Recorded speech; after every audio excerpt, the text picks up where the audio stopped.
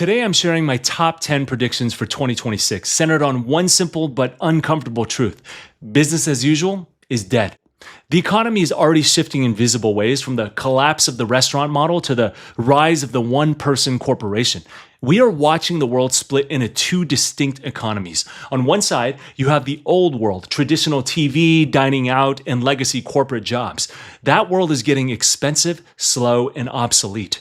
On the other side, you have the new world, AI labor, autonomous transport, and digital creators. That world is getting cheaper, faster, and infinitely more profitable. 2 months ago, I realized I was holding too much of the old world in my investment portfolio, so I made some painful trades. I sold off consumer staples like Nike and Target to reallocate into the infrastructure of the future. I have a few videos on my channel detailing those trades. Feel free to check them out after this one. In this video, I'll be sharing why Jensen Huang has become the world's central banker for compute, the demise of the movie star, and a wild theory about how weight loss drugs are going to save the airline industry millions of dollars. Now, before we start, just a reminder that I'm not a financial advisor. I'm just a guy on the internet with an opinion. Always do your own research before investing. All right, let's get into it. Prediction number 1 is the rise of the creator and the demise of the movie star. I think we're past the tipping point. For Gen Z and millennials, content creators, especially on platforms like YouTube and TikTok, now carry more influence than traditional movie stars. Their authenticity, direct connection, and day-to-day relatability resonate more deeply than the polished distance of a movie star. And if you look closely, the largest media companies are quietly reorganizing around this reality. In December, Netflix didn't announce a new $200 million blockbuster movie. They announced massive deals to bring 18 new video podcasts to the platform. They signed Barstool Sports for Pardon My Take. They signed iHeartMedia for The Breakfast Club and The Ringer. Why? Well, because Netflix knows that creators are the new primetime. They realize that people would rather watch Dave Portnoy or Charlemagne talk for 2 hours than watch a scripted sitcom. Even the A-listers, the ones who actually built the Gilded Age of Hollywood, are feeling the shift. Look at the recent profile in Variety with George Clooney. He was super candid about how the latter has been kicked away. He said, and I quote, "The thing where you put someone's name above the title and you go see a movie because they're in it has ended." His argument isn't that talent has disappeared, it's that this system of investment has changed. He points out that he was the beneficiary of a studio system that signed him to multi-picture deals, betting on his long-term growth. Well, today, studios don't invest in people, they invest in IP. They would rather spend $200 million on a character people recognize, like the Avengers or Spider-Man, than spend $20 million building a new actor into a household name. The old Hollywood system was like a vineyard. They planted an actor, nurtured them for years, and waited for the vintage to become valuable. Today's entertainment economy is a hydroponic lettuce farm. It's high yield, it's fast growing, and it's meant to be consumed and replaced immediately. If one head of lettuce doesn't grow, they just swap it out for the next one. When a huge movie star like George Clooney admits that the above the title draw is dead, it's a signal that the value has moved from the studio lot to the creator's smartphone. And it isn't just entertainment, it's news as well. These days, I'd say about 90% of my news comes from Twitter, and from my wife, TikTok. I'm tired of wasting time on clickbait headlines resulting in articles riddled with ads. Plus, on Twitter, you're getting on-the-ground, up-to-the-minute reporting from real people up close and personal. Look at the massive daycare financial scandal in Minnesota recently. That wasn't broken by the New York Times or 60 Minutes. It was broken by a 23-year-old kid on Twitter named Nick Shirley who just walked up to the locations with a camera. The arbitrage of attention has shifted from networks to individuals. I feel this firsthand in my life. My profession for many years has been, and still is, a professional model and actor. And I've spent years in the traditional Hollywood system.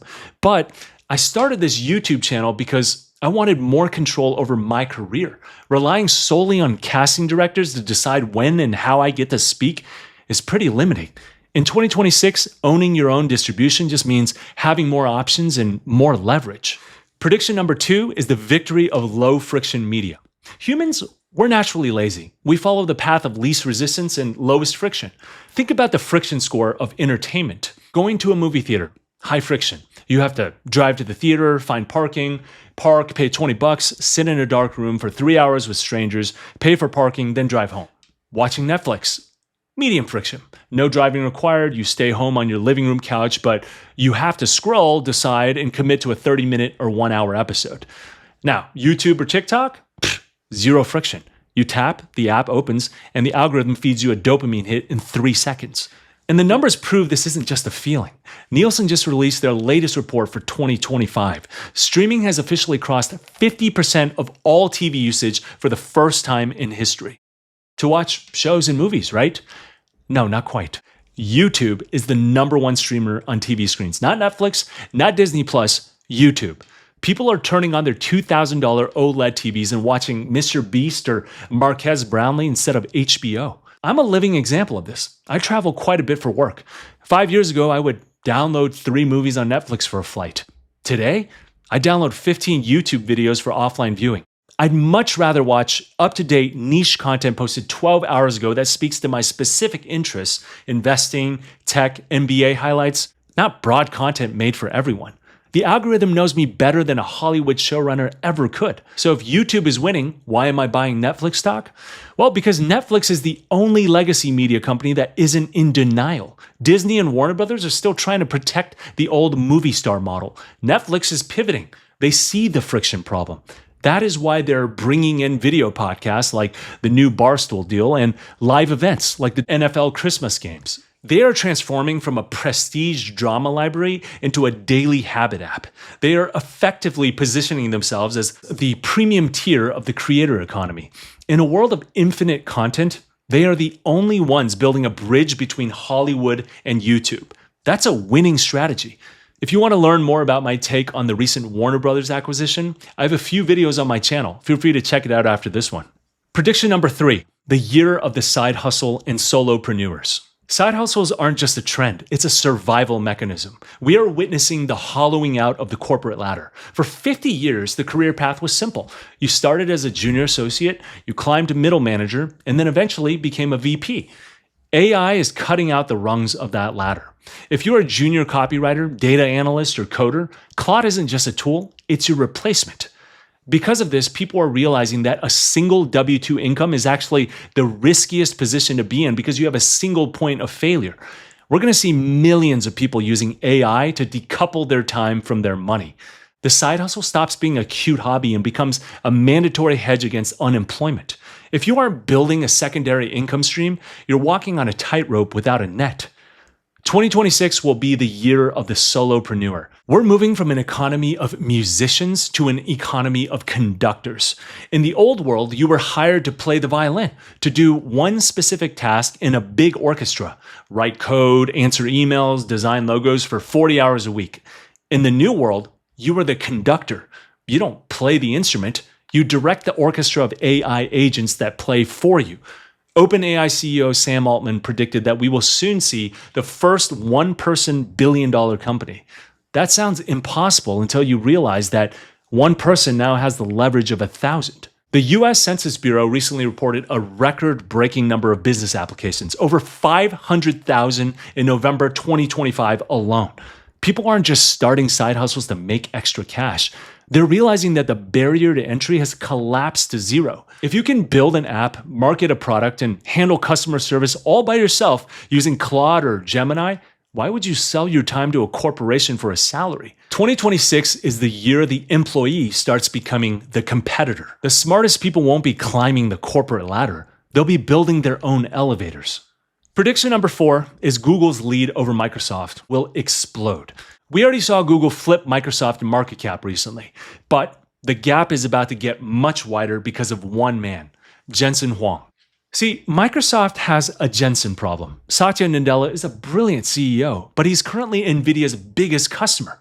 Every time Microsoft wants to scale their AI, they have to pay the NVIDIA tax. They are renting the future from Jensen at a massive premium. Google is different. Not only is Sergey Brin back in founder mode, writing code and stripping away bureaucracy, but Google is the only company that has successfully decoupled from NVIDIA. While everyone was scrambling for H100s, Google was perfecting their own chips, the TPU Ironwood. Because they own the chips, the data centers, and the software, Google's cost to run AI is estimated to be 40 to 50% lower than Microsoft's.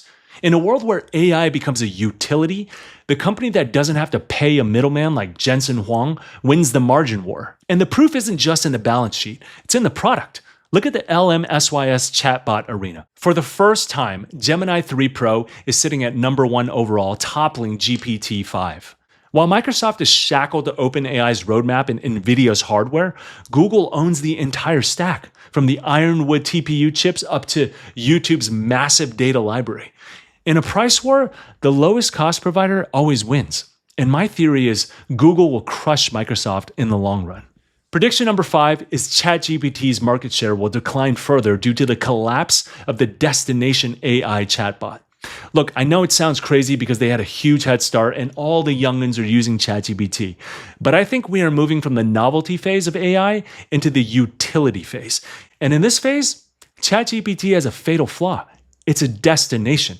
You have to choose to go there. I experienced this shift personally. For a few months last year, I effectively replaced Google with Perplexity.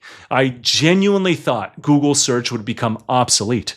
Perplexity was just easier to use and gave me quick, efficient answers to my queries. But then something changed. Google rolled out AI overviews at the very top of search results. Suddenly, the extra step of opening a new website felt like a chore.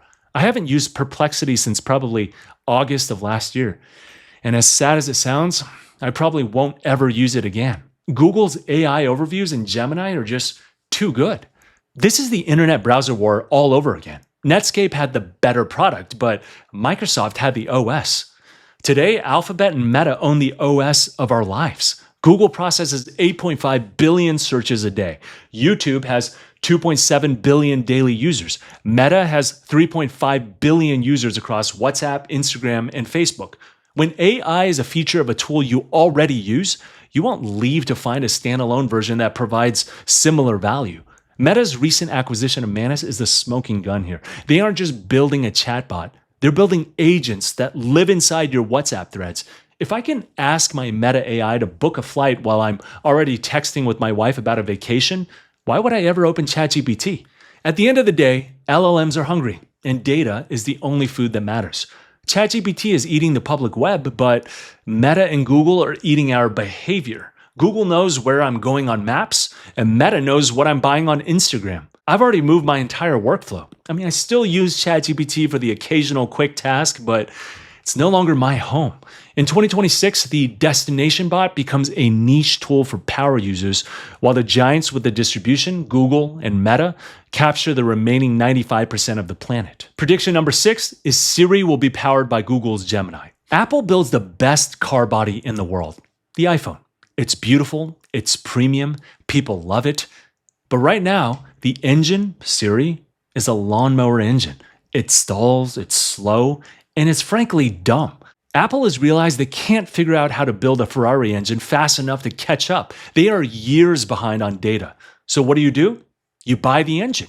I predict 2026 is the year that the partnership goes official. Google's Gemini becomes the engine inside the Apple chassis. And we've seen the evidence. For years, Google has been paying Apple $20 billion a year just to be the search default on the iPhone.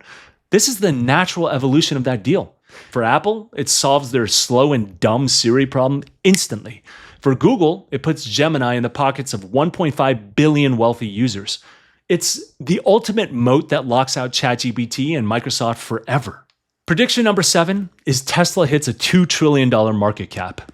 Calling Tesla a car company is like calling Amazon a bookstore in 2005. The vehicles are just the entry point. Beneath them is a fast-scaling AI, energy, and infrastructure stack that points to something far bigger than autos. Most people are unaware that they've quietly built the global gas station of the future, operating over 75,000 supercharger connectors in over 50 countries around the world. That's up from 65,000 just 1 year ago. Remember when every legacy automaker claimed they would build their own EV charging network? Then reality set in. One by one, they all capitulated. Ford, GM, Rivian, Volvo, Mercedes, Honda, Toyota, and Volkswagen. They all bent the knee and adopted Tesla's charging standard because they tried, and they couldn't match the 99.9% uptime, reliability, and quality of Tesla's charging network. Their customers demanded the reliability only Tesla can provide. And the proof of their dominance is in the sales volume. In 2023, the Model Y became the best-selling vehicle in the world. Not best-selling electric vehicle, best-selling vehicle, period. It's the first EV to ever do that. And despite the noise in the media and Elon politics, 2025 capped off a historic run where the Model Y was the world's best-selling car for the third year in a row. The formula is simple. More sales equals more data. Tesla has millions of vehicles on the road acting as a global sensor network. This fleet is training their end-to-end neural networks in real time. Every mile driven by a customer makes the self-driving software smarter, not just for cars, but for their humanoid robot, Optimus. The same vision-based AI that navigates a Model Y through a blizzard is the same AI that will teach Optimus to navigate a factory floor. And I've experienced this firsthand. I bought a used 2018 Model 3 equipped with full self-driving software 4 years ago from Tesla. Over the past 4 years, I've watched in real time the massive improvements in the self-driving capability of our own car. In 2021, hands-free on highways was very reliable. 2 years later, local roads became quite reliable, but highways seemed to take a step back. Now, the car navigates local roads, highway entrances and exits, construction zones, parking lots, all on its own, with minimal input. 90% of our driving in LA is now self-driven by the software in a 7-year-old car. And this leads to what I consider the biggest gem for Tesla in 2026, the licensing deal. Autonomy is no longer a science project.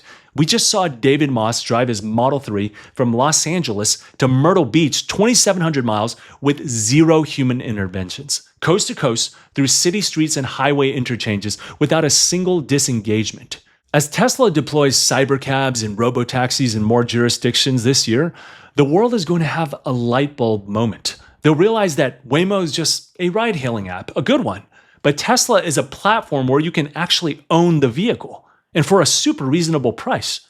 I predict in 2026, a major legacy automaker, likely Ford or Honda, will realize they are 10 years behind and will officially license Tesla FSD.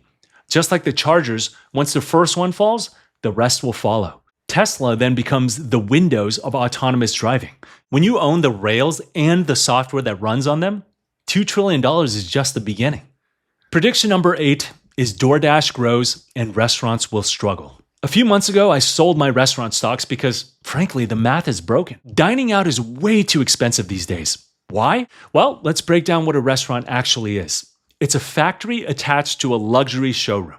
The kitchen is the factory. It's where the value is created. But the dining room, that's the showroom. It's very expensive. Prime real estate, hosts, servers, heating, cooling. For decades, that showroom was subsidized by one thing: alcohol. The gross margin on alcohol is massive, often 80 to 90%, and it requires almost zero labor. Compare that to food, which after labor, chefs, overhead costs, dishwashers, results in razor-thin margins. A bartender can pour 10 drinks in the time it takes a kitchen to cook one steak. Basically, the booze pays the rent. Well, this alcohol subsidy is vanishing. Momofuku founder David Chang recently sounded the alarm in a podcast interview. He pointed out that Gen Z and younger millennials are simply not buying drinks anymore. This is the real existential threat. Biggest thing that happened in LA over the past 10 years in food was really ride sharing because people were getting drunk. And you saw that in revenues. You can see now, at least in LA, people are drinking much less. They're just not, the crazy thing is kids just don't drink anymore. Kids when they start a tab, which is crazy to me, they close it out every time. Yeah.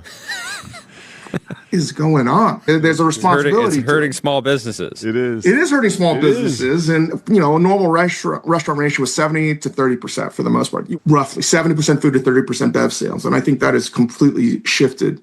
I mean, if you want 10% of your, profit, for example, right? Something's going to give when you're down 18% on bev sales.